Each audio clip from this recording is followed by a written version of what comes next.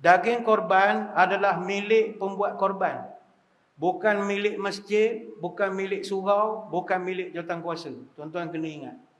Kita hanya menjalankan amanah. Ada setengah masjid, dia ingat tu lembu dia punya. Jadi dia rasa dia ada hak untuk nak bagi siapa dia suka. Ini tak betul. Pihak pengurusan masjid, surau, penganjur-penganjur majlis ibadah korban dilarang bertindak sesuka hati. Mengagihkan daging korban kepada sesiapa tanpa keizinan daripada pemilik sebenar daging korban. Tuan-tuan kena amanah bab ini. Sebab itu bukan hak kita.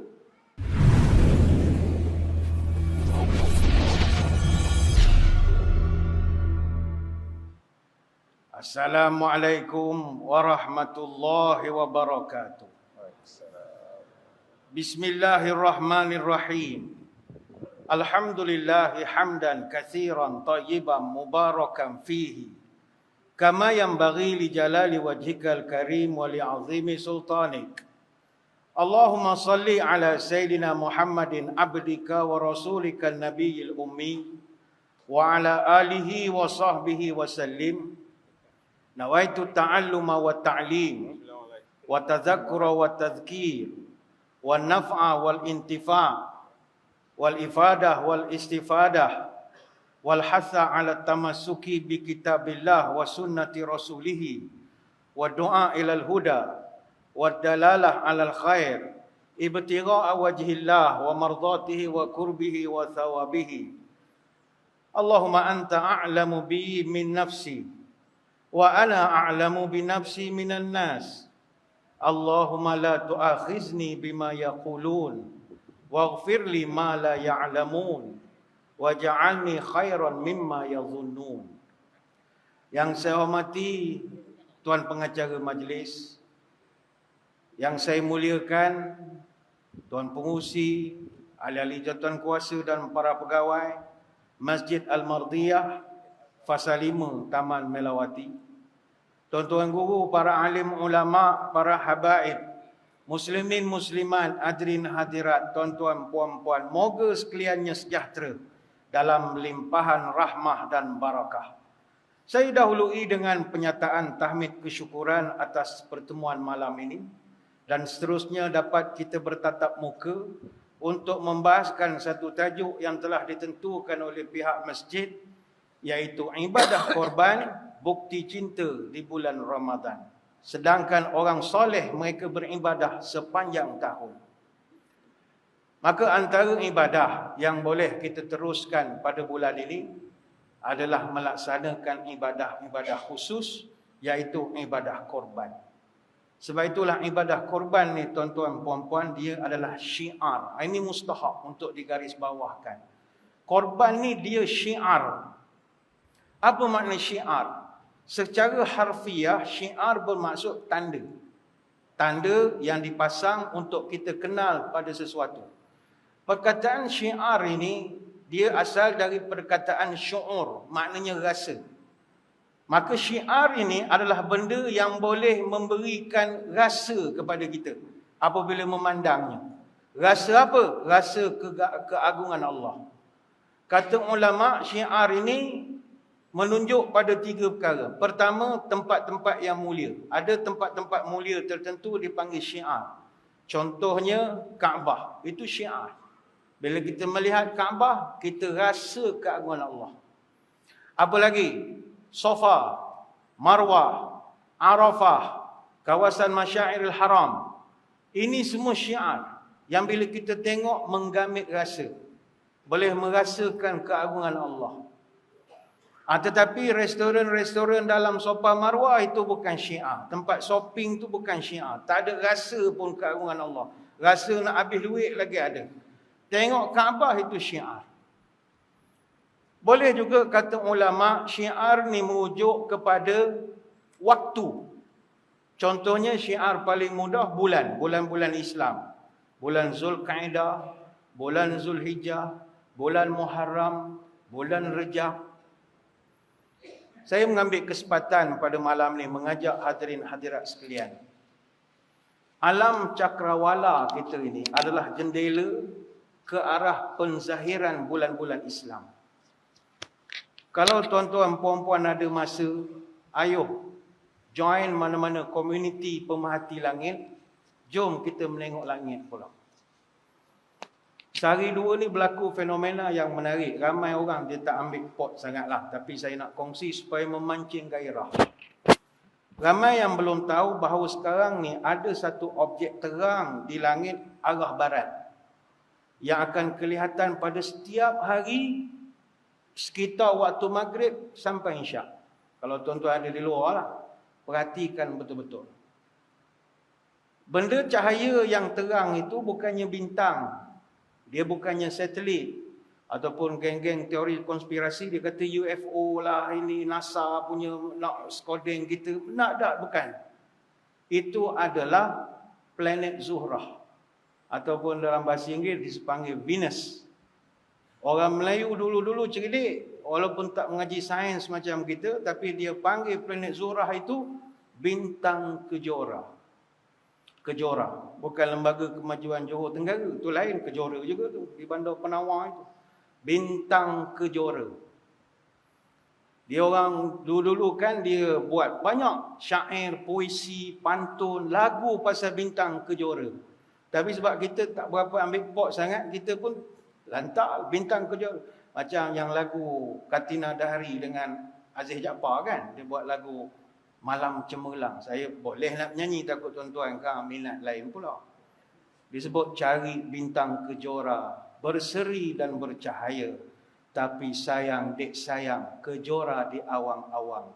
Kalau bulan yang kesepian, jangan pungguk yang dirindukan. Jikalau mencari kawan, bintang di awan sanggup temankan. Dia bintang kejora ni dia peneman kepada bulan.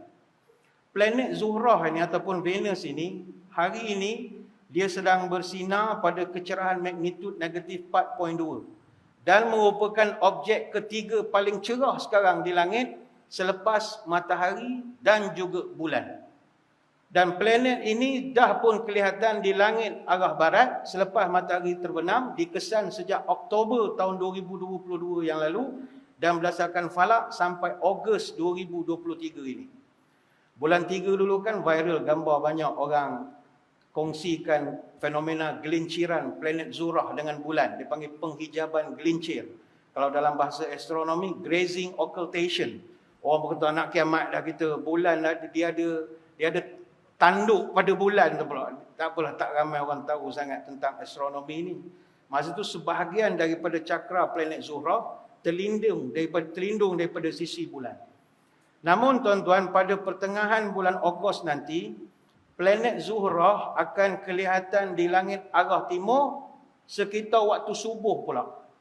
Jadi menerusi teleskop Zuhrah, kita boleh lihat macam fasa bulan yang dah masuk 9 ataupun 10 Hijrah. Bentuknya macam separuh gemuk sedikit. Saiznya kita tengok semalam 18.2 arc minute. Jadi boleh dikatakan agak besar untuk kita dapat melihat bentuknya menerusi teleskop yang berkuasa sederhana. Dan insya-Allah hari Rabu nanti 7 hari bulan Jun, Zuhrah ataupun bintang kejora akan berada pada kedudukan paling tinggi di ufuk barat. Selepas daripada tarikh itu, dia akan mula semakin rendah setiap hari. Dan kemuncak musim Zuhrah ini untuk tahun ini ialah apabila planet ini berada pada kedudukan inferior conjunction, iaitu hampir selari antara bumi dan matahari.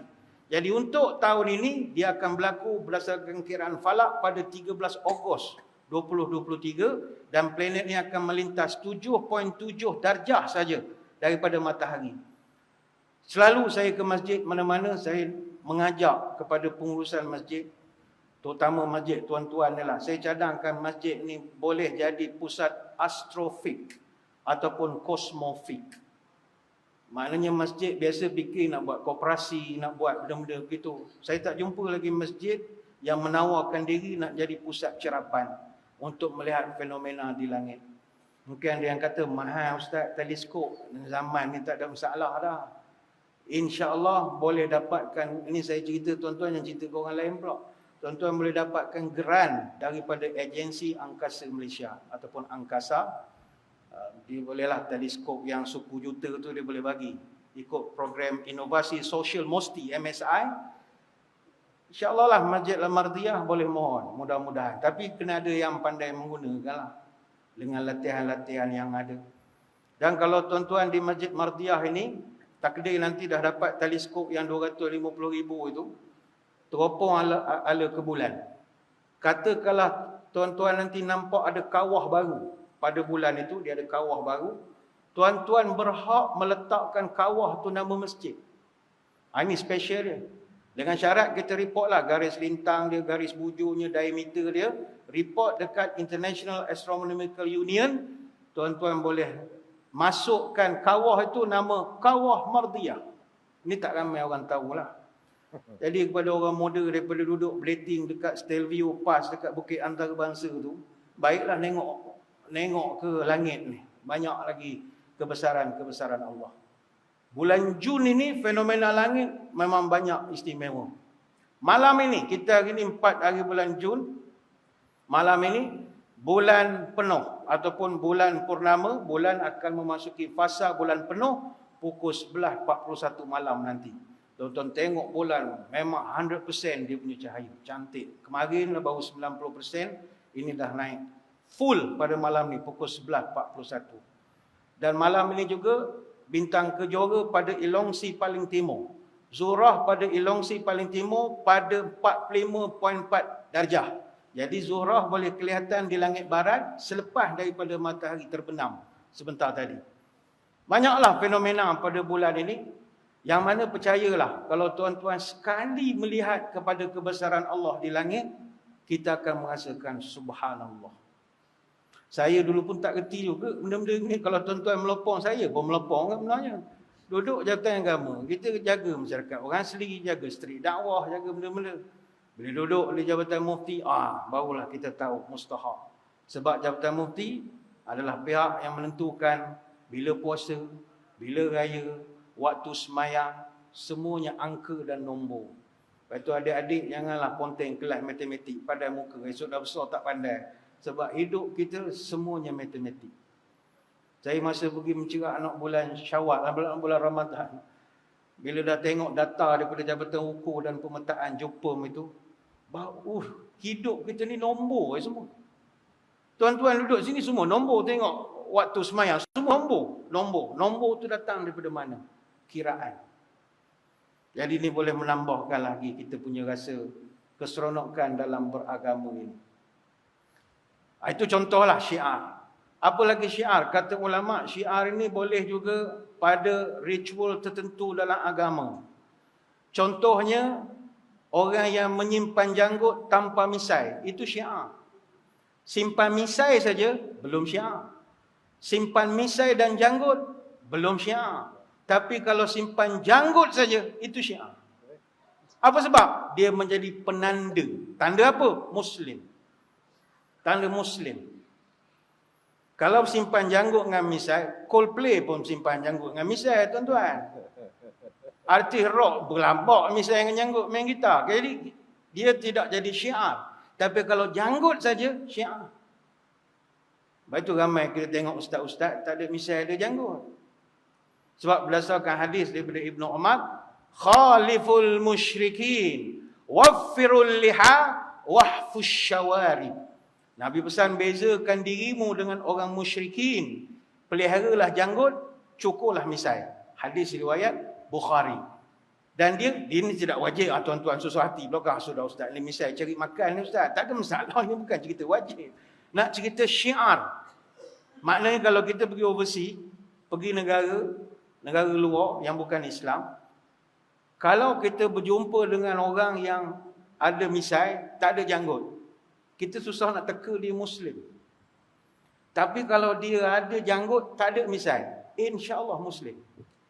Dia macam penanda.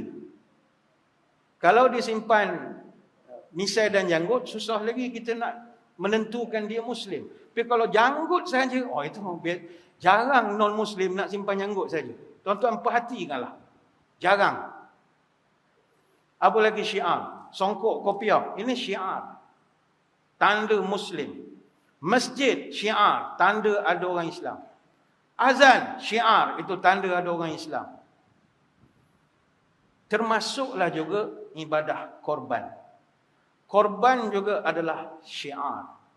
Artinya kalau komuniti tempat itu melaksanakan korban, automatik kita tahu ada Islam di situ. Kita pergi keluar negara, kita tahu sekian tempat dia buat ibadah korban. Kita automatik akan tahu situ ada komuniti Muslim. Ini semua syiar.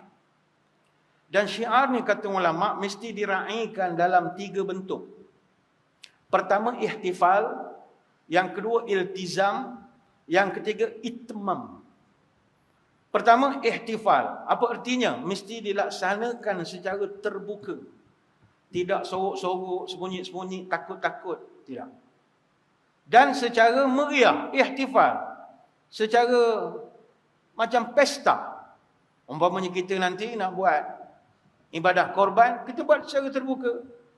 Buat secara gembira. Tak ada takut-takut. Tak adalah sembunyi-sembunyi. Sampai nazir pun takut nak sembelih di masjid. Sembelih di rumah sendiri dalam bilik. Tak. Kita tak ada masalah. Ihtifal dia panggil. Yang kedua syiar mesti iltizam. Memerlukan komitmen. Dan yang ketiga, syiar ni dia mesti itmam. Mesti dilaksanakan sesempurna mungkin. Sebab itulah ritual korban adalah sebahagian daripada syiar yang mesti kita orang Islam megahkan dengan syiar ini. Zalika wa may yu'azzim sya'airallah fa innaha min taqwal qulub. Dan siapa yang hormat syiar-syiar agama Allah, maka itulah orang yang bertakwa. Kerana sesungguhnya perbuatan itu memberi kesan kepada sifat takwa hati orang-orang bertakwa, hati orang beriman. Surah Al-Hajj ayat 32. Maka hadirin hadirat, salah satu bentuk cara kita meraihkan syiar ini adalah itmam. Itmam maknanya mesti sesempurna mungkin. Ritual korban yang kita nak buat mesti perfect. Perfect dari segi apa? Mesti ittiba Rasul sallallahu alaihi wasallam. Kita mesti jalankan mengikut SOP. SOP ini bukan SOP MKN, tidak. Mesti ikut sunnah is our priority. SOP. Mesti 100% ittiba Rasul. Baru dia jadi itmam. Kalau kita buat tak ikut SOP, dia hanya jadi adat semata-mata. Program tahunan masjid. Tapi kalau kita ikut dia punya sunnah dia, barulah dia jadi quality. Ulama mengatakan bahawa ittiba Nabi dalam ibadah wajib patuh 6 perkara. Sababun, jinsun, adadun, kaifiyatun, zamanun, makaanun. Nombor 1, sebab dilakukan mesti sama dengan sebab Nabi lakukan. Jinsun, jenis haiwan mesti sama dengan jenis yang Nabi ajarkan. Adadun, bilangan pun sama bilangan yang Nabi ajarkan. Kaifiyatun, tata cara pun mesti sama dengan tata cara Nabi ajarkan. Zamanun, waktu menyembelih mesti sama juga waktunya. Makanun, tempat untuk dilakukan ritual juga ini ada garis panduannya di dalam sunnah. Apatah lagi hadirin hadirat sekalian, korban ni adalah ibadah yang termasuk dalam khususiyat Rasul. Apa makna khususiyat Rasul? Salah satu daripada ibadah yang diwajibkan kepada Nabi tetapi tidak kepada kita. Nabi sangat cakna dengan korban. Kata Ibn Abbas, salasun hunna alayya faraidu wa hunna lakum tatawwu'un. Ada 3 amalan wajib aku buat, kata Nabi, tetapi sunat bagi kamu. Apakah dia? Al-watru wan nahru wa salatud duha. 3 perkara wajib aku buat: sembahyang witir, buat korban, sembahyang duha. Hadis riwayat Imam Ahmad. Nabi ada beberapa ibadah yang wajib bagi dia, tak wajib bagi kita. Contoh sembahyang duha, sembahyang witir, sembahyang 2 rakaat sebelum subuh, qiyamul lail, Nabi wajib buat qiyamul lail, istighfar sehari minimum 70 kali. Termasuklah korban. Disebabkan korban ni Nabi tak tinggal, maka para ulama berjumpa dengan banyak jalan riwayat tentang cara Nabi melaksanakannya. Jadi yang ni kita kena ikut supaya itmam, sempurnalah korban kita. Ada beberapa kesilapan yang kita lihat dalam tata cara ataupun tata kelola pelaksanaan ibadah korban yang dijalankan oleh beberapa penganjur. Pertama sekali adalah, ini untuk kita ambil pelajaran. Nombor satu, beberapa kesilapan-kesilapannya adalah yang nombor satu, haiwan yang nak dikorban tidak menepati syarat keutamaan. Iaitu haiwan-haiwan korbannya itu tidak memiliki spesifikasi istimewa. Sedangkan Nabi korbannya itu, haiwan korbannya dihiaskan begitu lawa sekali. Baik itu dalam syarah Sahih Muslim kata Imam An-Nawawi, wa ammal baqaratu fayastahibbu 'inda Syafi'i wa muwafiqihi al-jam'a fiha bainal isy'ari wat taqlidi kal ibil. Kata Imam Nawawi dalam syarah Sahih Muslim, untuk lembu maka para ulama mazhab Syafi'i menganjurkan untuk diberikan isy'ar dan juga taklid sebagaimana dilakukan pada unta. Apa makna isy'ar dan taklid? Isy'ar ni diberi tanda. Taklid ini dikalungkan leher, dikalungkan tali pada leher binatang. Bagi dia lawa, macam ratu cantik Bagi dia cun punya. Ini lembu kita lah, ilah Allah. Bila tengok elok lah sembelih lah, matilah lembu lagi bagus. Ini biar dia comel. Jangan pakaikan baju pula dah. Kita pakaikan baju pula ustaz. Itu oyen lain. Ini lembu. Artinya biar lawa. Jadi ini yang pertama. Yang perlu kita sama-sama perbaiki. Iaitu spesifikasi haiwan. Biarlah ikut SOP. Gemuknya, cantik. Yang penting tuan-tuan, cari hok comel. Lembu korban biarlah lawa-lawa. Mata hijau, mata biru. Baru kita nak sembelih tu menangis dulu baru sembelih. Ini dah bila tengok turun pada lori, munasabah lah kena sembelih. Kalau muka ini begitu pula rasa kita. Adakah sembelih? Tak sesuai. Ini yang pertama.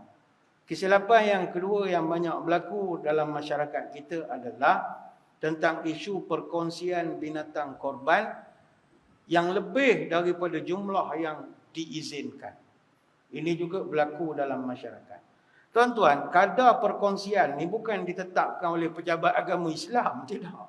Kadar perkongsian ini bukannya diletakkan oleh Majlis Agama Jabatan Mufti, tidak.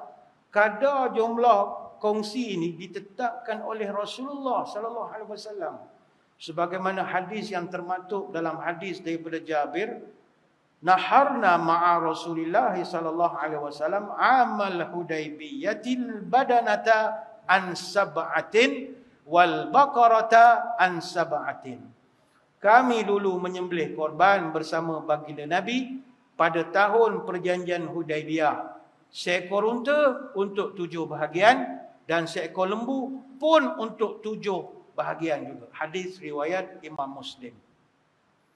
Tapi seperti yang kita sebutkan tadi, walaupun boleh kongsi 7 orang, tapi korban seekor kambing lebih afdal daripada kita kongsi 7 orang. Jadi ingat, satu bahagian hanya untuk seorang saja. Satu bahagian untuk seorang saja. Kecuali ketua keluarga. Seorang ayah, seorang suami boleh melakukan korban seekor kambing ataupun satu bahagian lembu ataupun unta untuk diri dia dan keluarga di bawah tanggungan dia. Itu special case.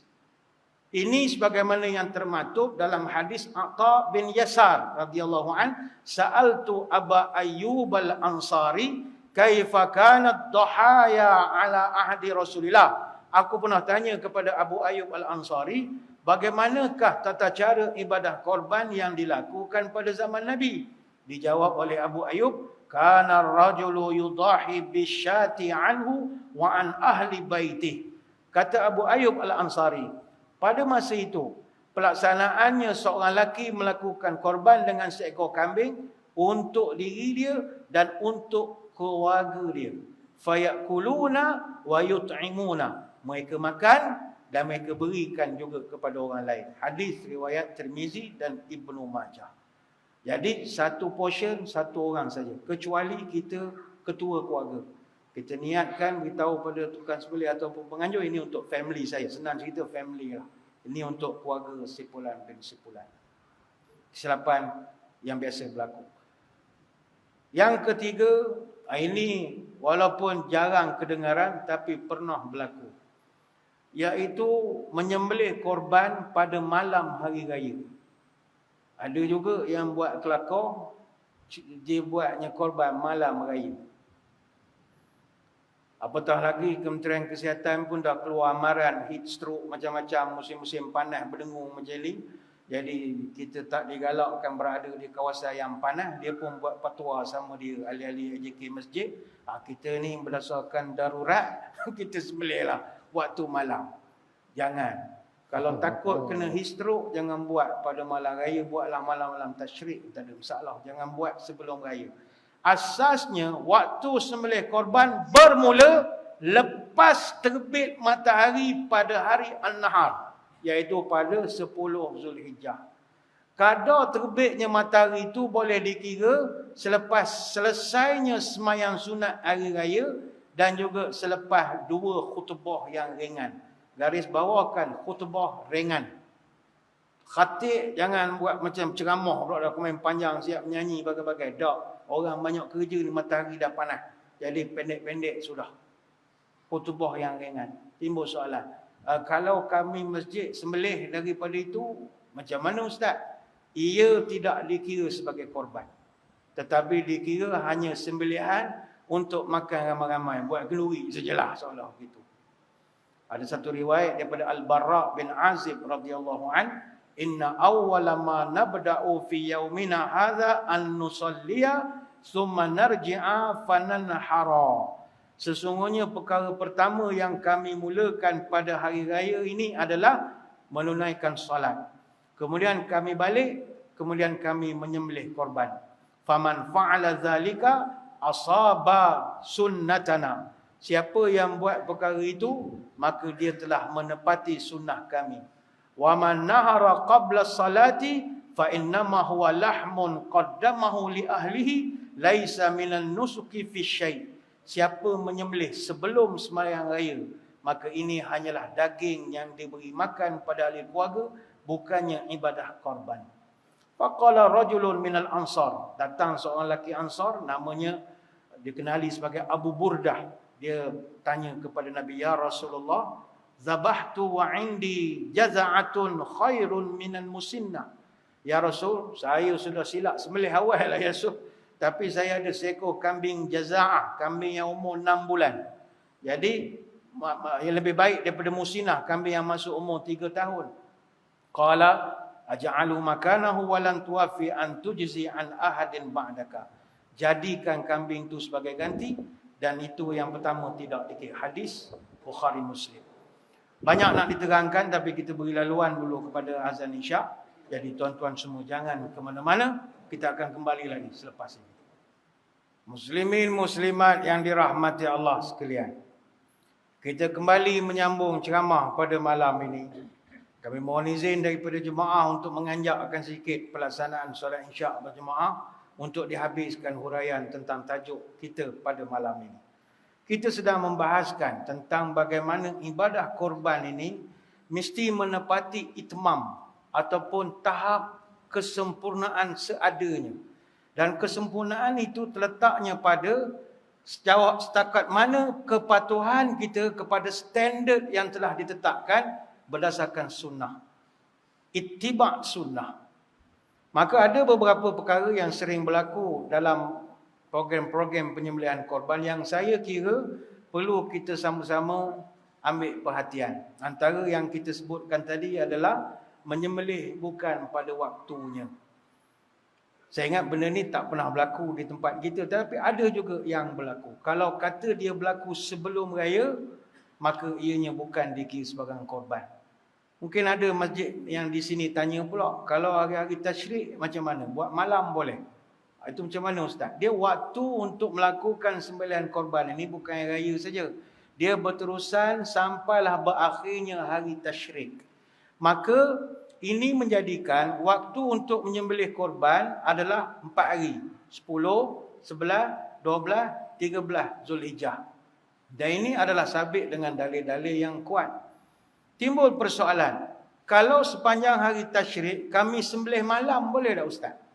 Kalau siang panas, boleh kena heat stroke, membahaya ni, boleh pengsan orang ramai. Baik.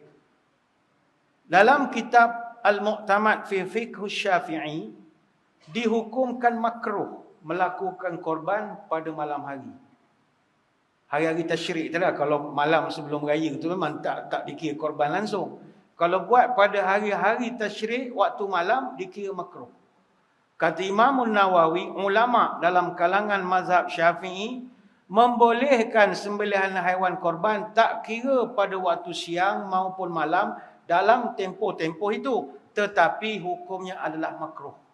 Dan inilah juga pendapat Imam Abu Hanifah, Ishaq, Abu Sur dan jumhur ulama. Dan ini juga merupakan pendapat paling sahih daripada Imam Ahmad. Cuma Imam Malik saja, kata Imam Malik, sembelihan haiwan korban pada waktu malam tidak sah. Itu lebih keras lagi. Macam kita makruh. Dia bukan sebab makruh tu sebab ini korban, tidak. Sebenarnya sembelih haiwan korban waktu malam, sembelih haiwan waktu malam memang makruh. Bukan kira korban tak korban. Hari biasa tuan-tuan nak sembelih esok lusa ni, sembelih malam makruh. Kata Al-Imrani, ada satu hadis, anna Nabi sallallahu alaihi wasallam nahadz dzabh fil lailan. Nabi melarang daripada menyembelih haiwan pada waktu malam. Al-Hafiz Ibn Hajar Al-Asqalani, dia meletakkan riwayat ini dalam Al-Talkhis Al-Habir. Imam Syaukani juga letakkan dalam kitab Naul Autar. Artinya malam memang makruh menyembelih, bukan korban dan tidak korban pun, apa saja. Apa sebab tak boleh malam? Pertama, ada kesukaran. Kalau dalam konteks korban, ada kesukaran untuk membezakan mana haiwan korban dengan mana yang tidak. Kita tak tahu mana satu. Kecuali haiwan kita tu comel, bubuh kalung, rantai, pakai baju. Contohlah, contoh saja. Jangan buat betul. Jadi kita kenal. Kalau tak kenal. Lembu pula serupa je mukanya. Mana ada beza-beza? Lebih kurang je lembu. Jadi payah kita nak kenal. Malam pula lagi. Yang kedua, haiwan itu kalau di kampung-kampung yang tak ada berlampu sangat, boleh menyebab kita susah nak mencari. Takut dia lari bersembunyi dalam semak, kegelapan malam tak jumpa pula. Kambing misalnya, dia menyorok. Nampak tali je, mana dia tak tahu. Susahkan pada kita. Dan boleh jadi daging korban itu kalau kita sembelih malam, dia akan jadi berubah bentuknya, dia jadi tak elok sebab kita sembelih malam nak ngagi hari esok. Jadi kita tak ada tempat yang proper nak simpan, peti dan sebagainya. Jadi hari esok kita agihkan kepada orang, dah tak elok lagi. Tak fresh lah bahasa mudahnya. Sebab itu dielakkan sembelih malam. Tapi kalau orang tanya sah atau tidak sembelih waktu malam, haiwan korban disembelih pada waktu malam adalah sah. Itu tak ada masalah. Cuma benda tu markah tak penuh lah. Sebab dalam waktu yang tak disukai. Cuma dalam kitab Al-Bayan fi Mazhab Imam Asy-Syafi'i disebutkan malam boleh sebab ada juga dalil-dalilnya. Sebagai contoh, waktu malam termasuk juga dalam waktu yang dikisah untuk melontar. Jadi sembelihan haiwan korban juga yang dilakukan pada waktu malam sah juga seperti mana kita melakukan sembelihan pada waktu siang. Jadi ini agak teknikal sikit.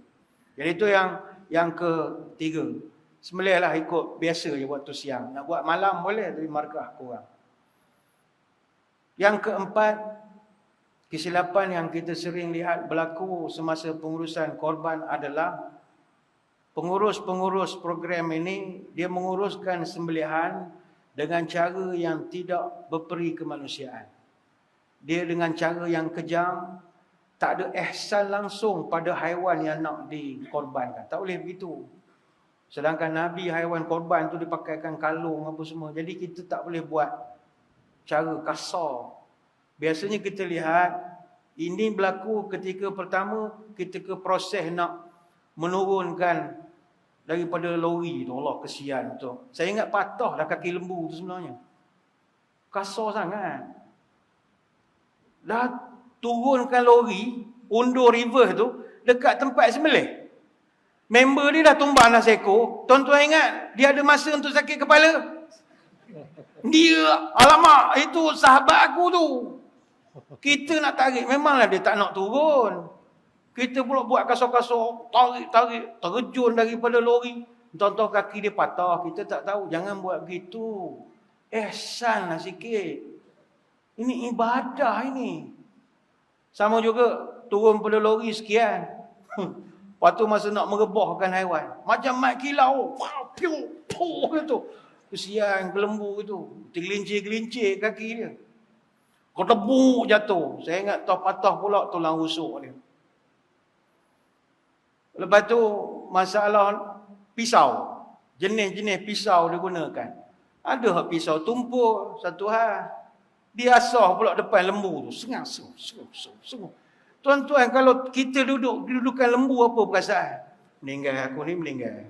Meninggal aku ni. Anak sekolah siapa nak hantar. Dia pun mikir dia juga hal dia. Anak aku tu tak sempat langsung salam apa ni. Kita sengung-sengah. Ada pula jenis tukar-tukar sembelih ni. Masuklah urus dia yang datang. Dia pisau ni custom made, tuan-tuan. Tangpoh memang daripada Indonesia atau mana-mana. Lawa-lawa. Depan lembu tu dah dia tunjuk. Oh, ini baru ni. Baru ini ketat. Betul. Lembu tu pandang. Meninggal aku. Janganlah begitu, tuan-tuan. Nak borok geng-geng pisau. Borok kat lain lah. Jangan depan-depan. Tahulah awak mat kilau melentang pisau kiri kanan. Jangan tunjuk depan. Ihsan sikit. Kita letakkan haiwan tu dalam ketakutan. Ini sunnah dah. Sebab itu sifat ihsan ataupun simpati diwajibkan kepada kita ketika menguruskan haiwan sembelihan. Ini arahan Nabi.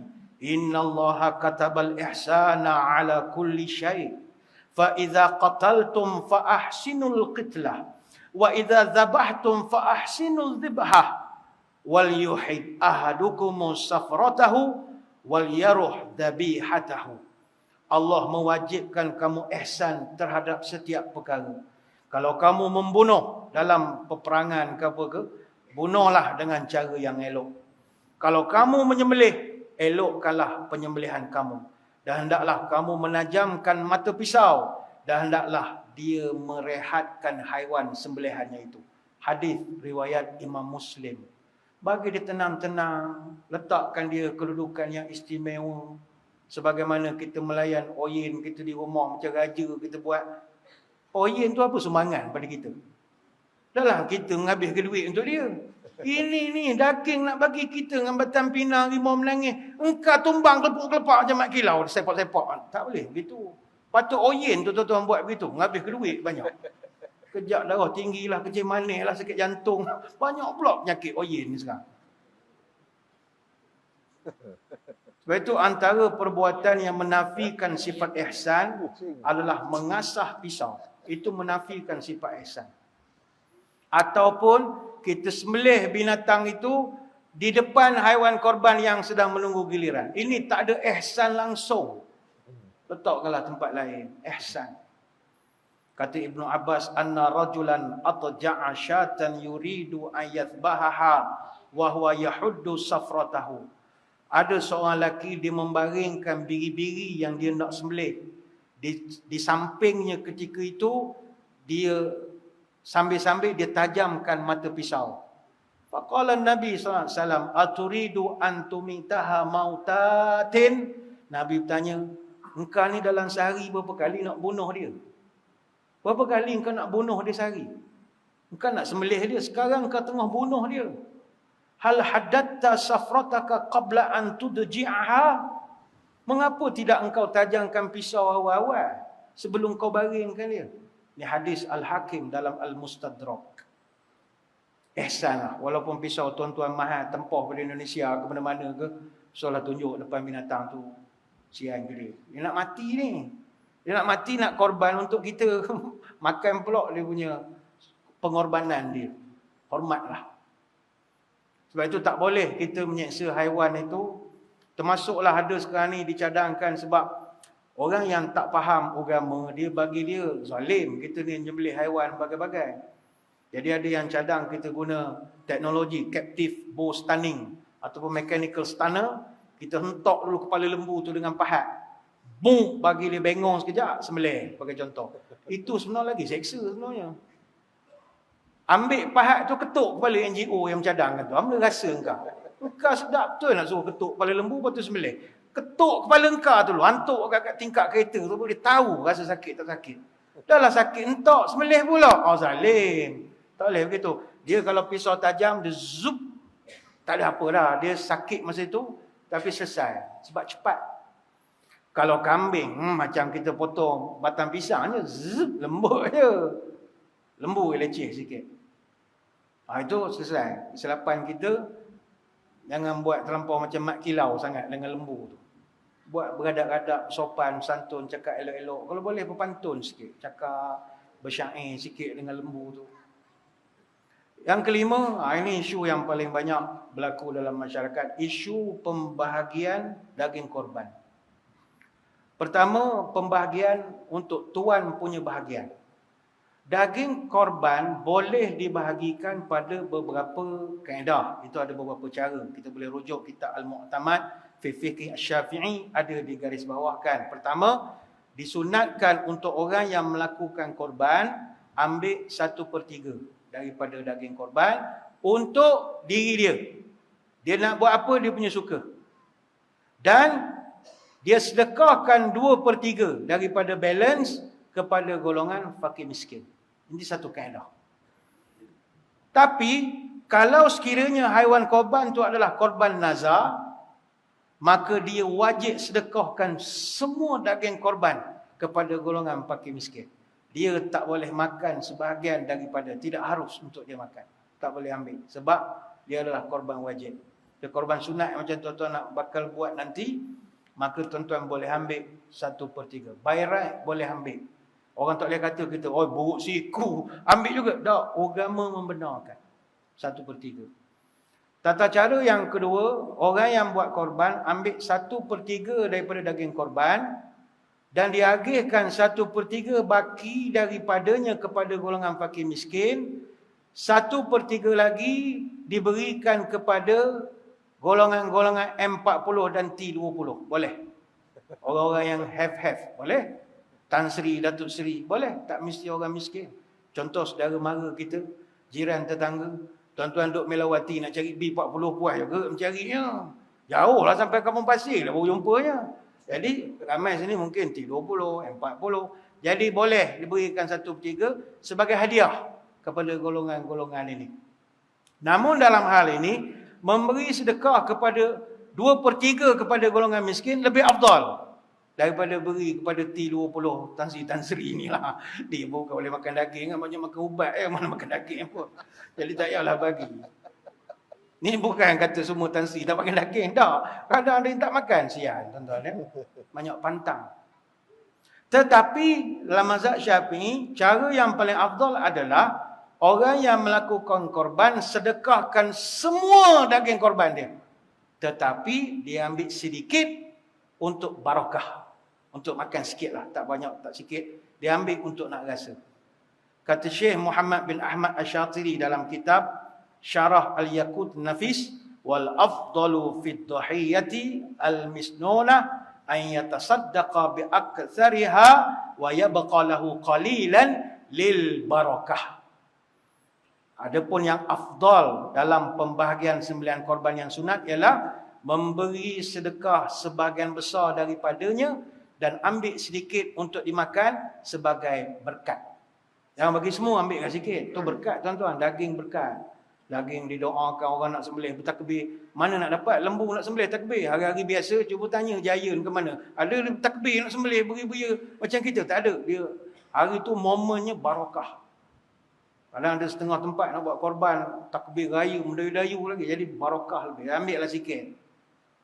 Itu selesai untuk pembahagian kepada tuan empunya. Tuan-tuan boleh ambil, tuan-tuan boleh tak ambil, tapi Abdul ambil lah sikit untuk rasa. Kecuali benda tu adalah korban wajib.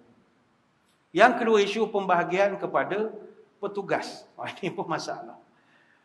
Masih ada amalan di mana daging yang telah dikorbankan dibagi kepada 7 bahagian. Tetapi bahagian istimewa tertentu pada binatang itu. Contohnya kepala, rusuk, batang pinang, rimau menangis. Dia tak bagi pula ke orang.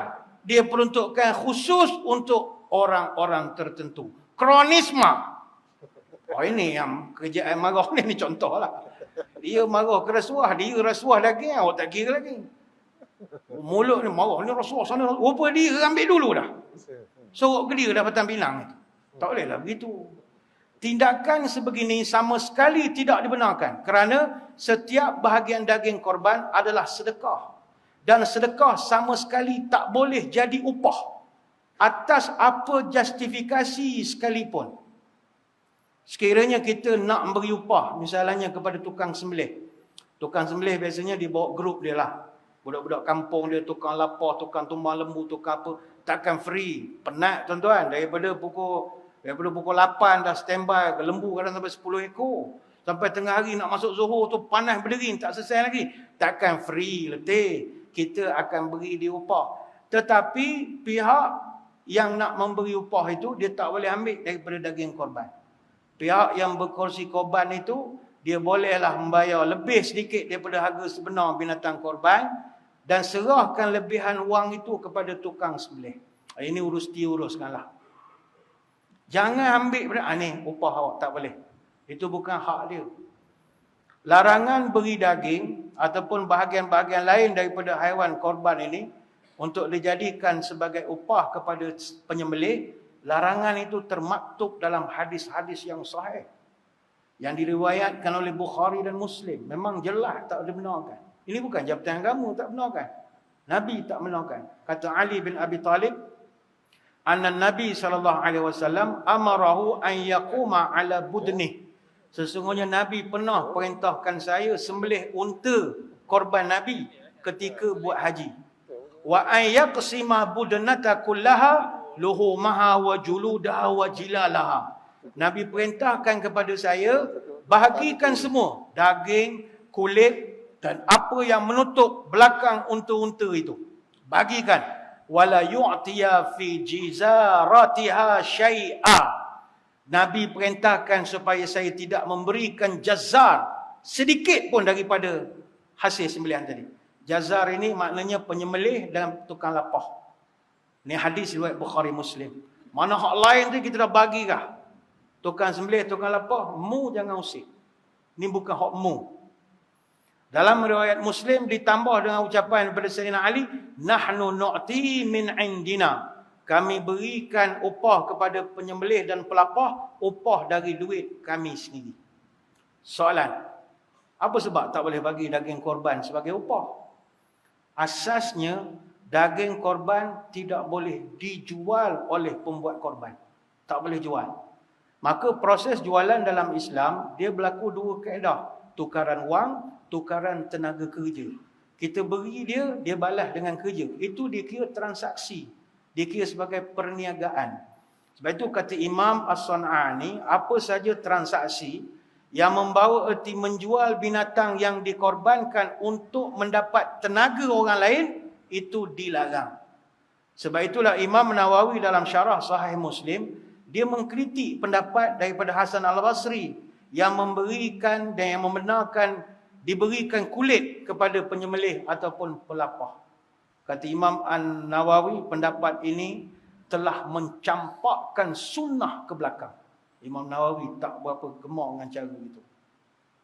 Jadi tuan-tuan esok, jangan mandai-mandai kulit-kulit lembu panggil Bangladesh mana. Lu angkatlah ini, lu kasih cuci semua itu kulit lu angkat. Tuan-tuan, itu bukan tuan-tuan punya lembu tau. Itu orang buat korban punya harta benda. Tak boleh. Kulit-kulit. Tak apalah kulit tuan ni bukan hendak. Tuan-tuan tahu mana? Tuan-tuan nak buat jaket kulit ke apa ke? Baik tu kita yang jadi pengurus korban kena amanah. Amanah bukan harta kita tu. Kita diberi amanah.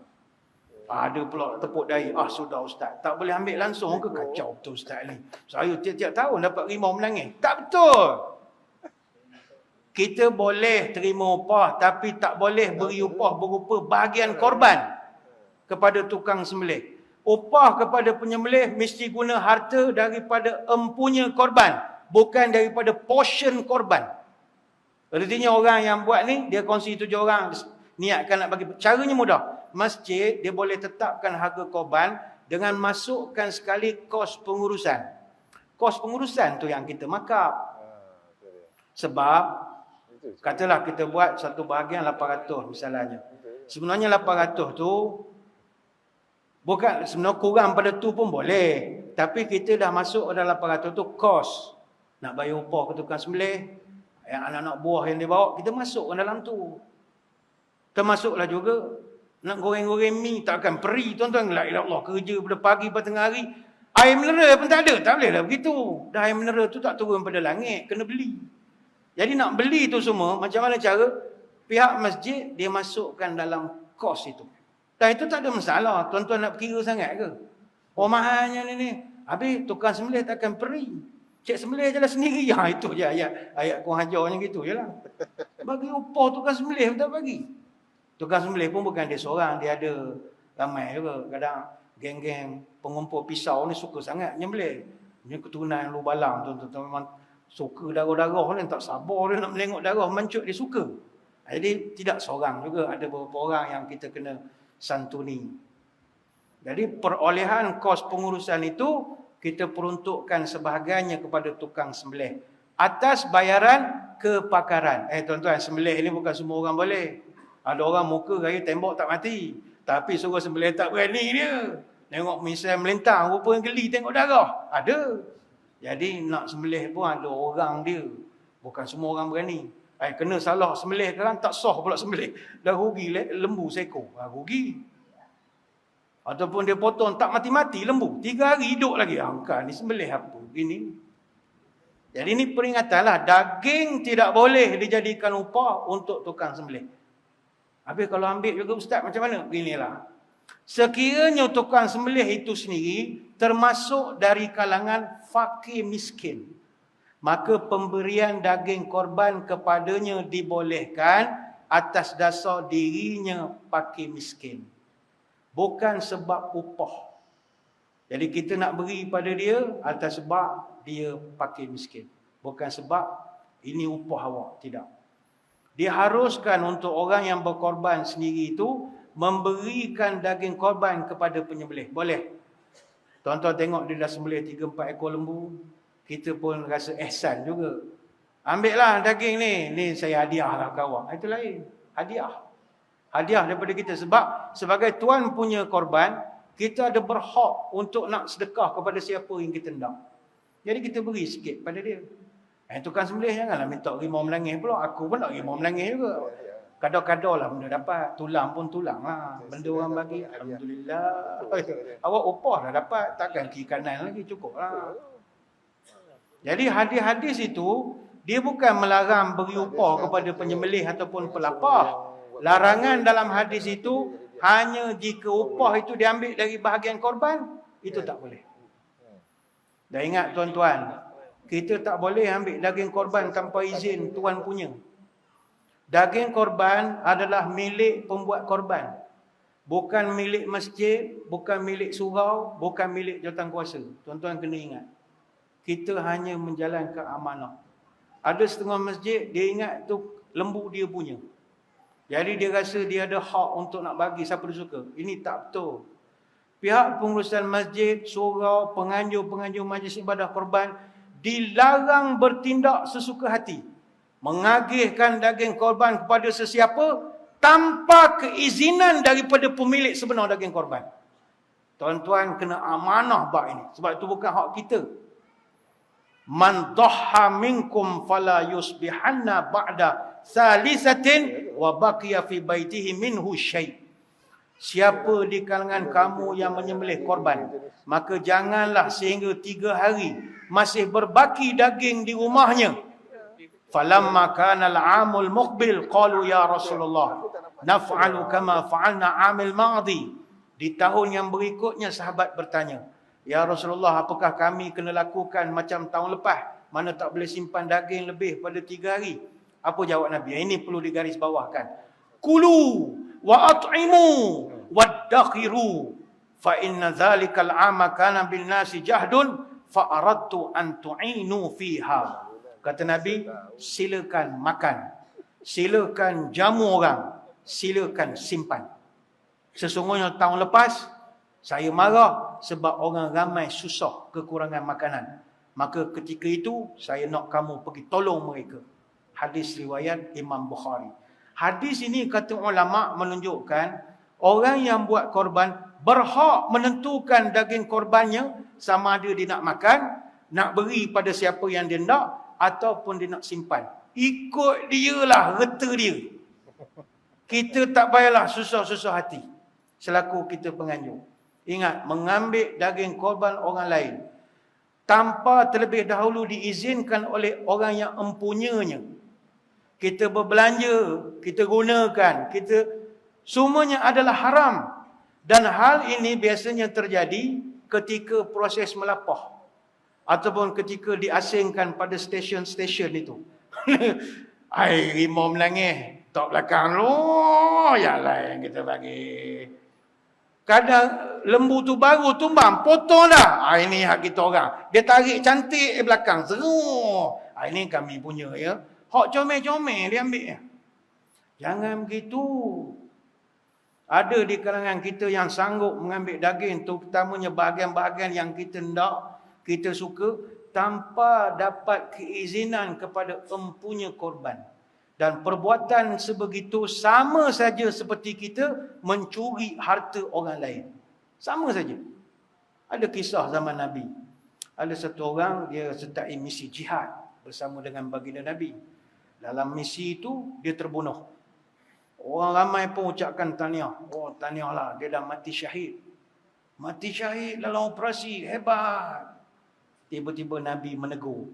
Kalla, walladhi nafsi biyadih, inna syamlata allati akhadhaha yawma khaybar minal maghamin, lam tusibhal maqasim, latashta'ilu alaihi nara. Tidak. Sesungguhnya dia pernah mengambil selendang dari harta rampasan perang semasa hari perang Khaybar tanpa melalui proses pembahagian yang betul, dan api neraka sedang menyala menunggu dia. Jadi hati-hatilah. Kita sangka alah takkan sikit kira ustaz, itu hak orang.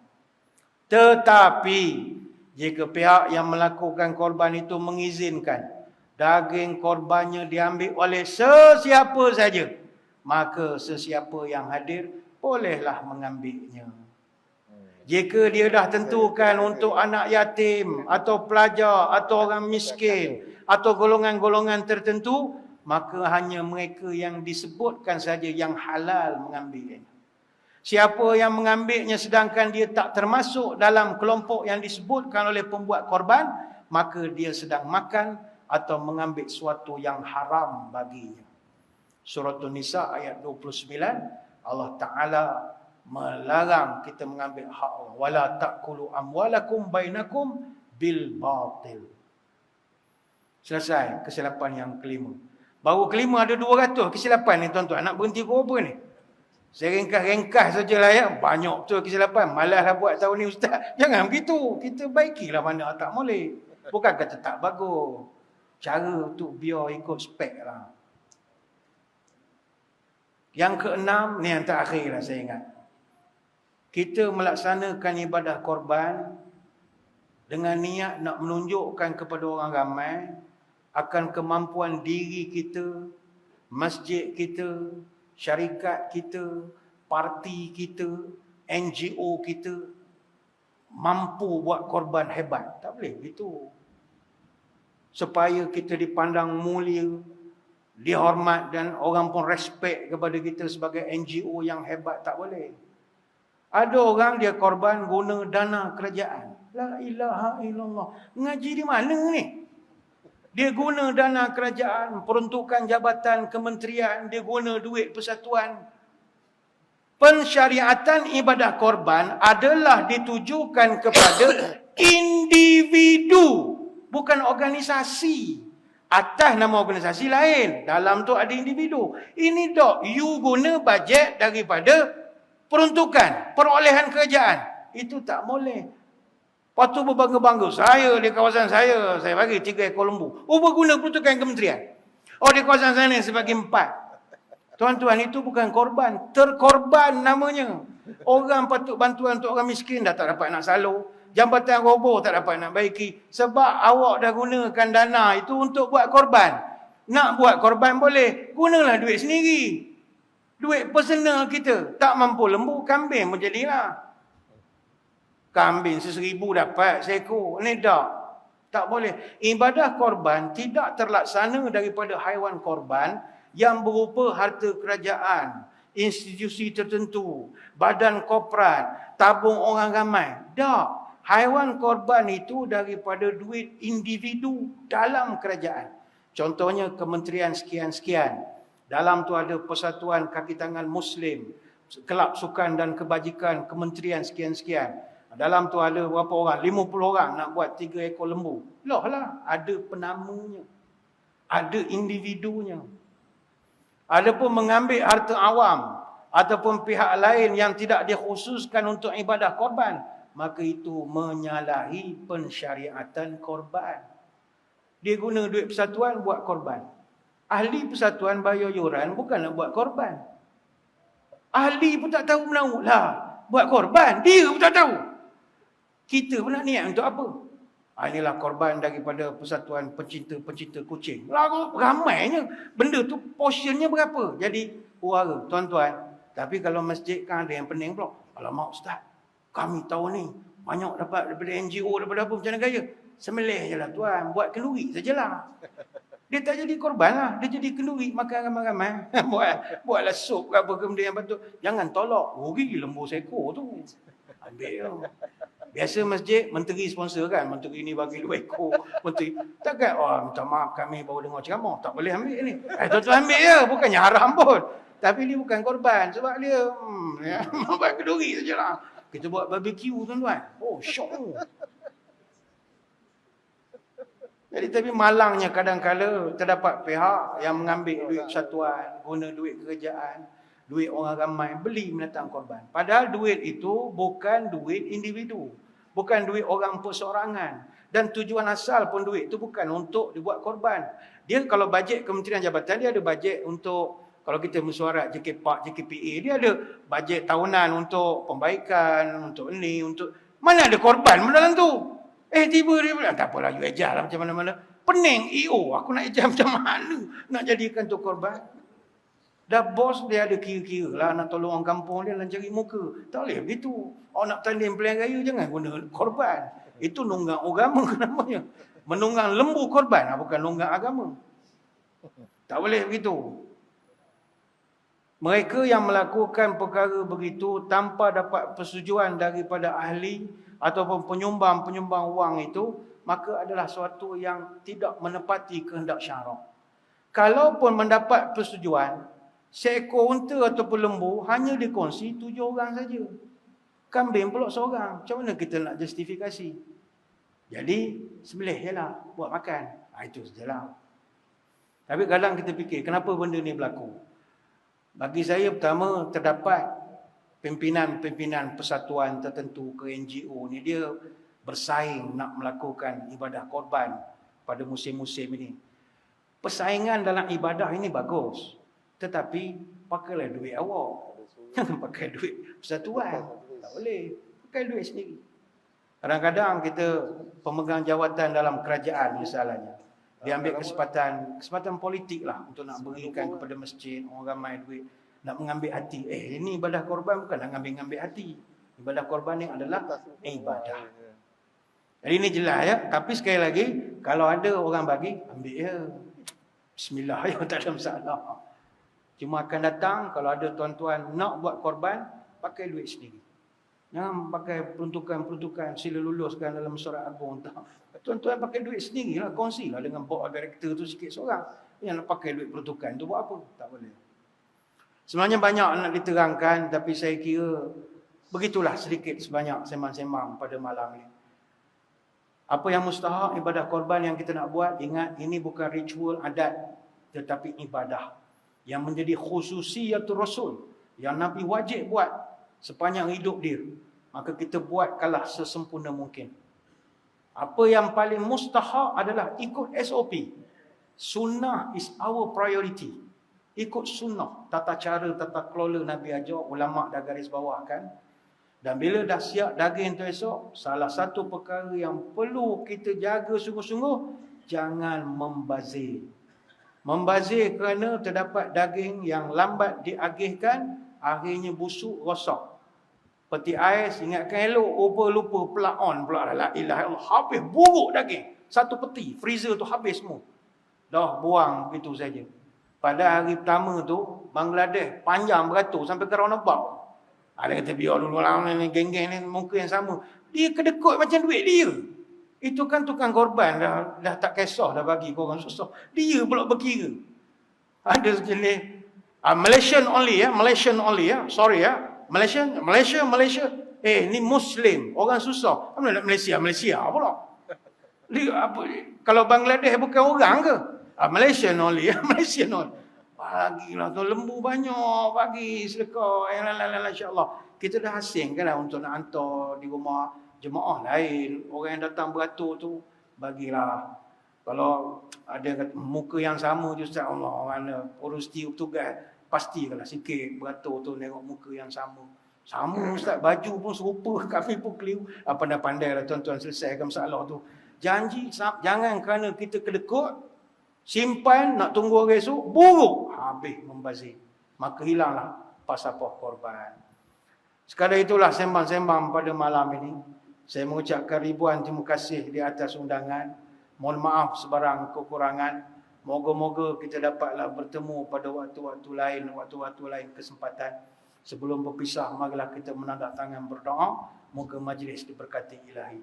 A'udzubillahi minasyaitonirrajim. Bismillahirrahmanirrahim. Allahumma salli wa sallim ala Sayyidina Muhammadin salatan tukhrijuna biha min zulumatil wahmi. Allahumma tawil umurana wa sahih ajsadana wa nawwir qulubana wa thabit imanana wa ahsin a'malana wa wasi' arzaqana wa ilal khairi qarribna wa 'anil syarri ab'idna wa qdi hawaijana fid dini wad dunya wal akhirah innaka ala kulli syai'in qadir. Ya Allah, panjangkanlah umur kami, sihatkanlah tubuh badan kami, terangkanlah hati kami, tetapkanlah iman kami, elokkanlah amalan kami, luaskanlah rezeki kami, dekatkanlah kami dengan kebaikan, jauhkanlah kami dari kejahatan. Kabulkanlah segala doa kami, sama ada dalam urusan agama, dunia ataupun akhirat. Subhanakallahumma wa bihamdika nashhadu an la ilaha illa anta nastaghfiruka wa natubu ilaik. Wa sallallahu ala sayyidina Muhammadin wa ala alihi wa sahbihi wa baraka wa sallam. Walhamdulillahi rabbil alamin. Wabillahi taufiq wa hidayah. Assalamualaikum warahmatullahi wabarakatuh. Wallahu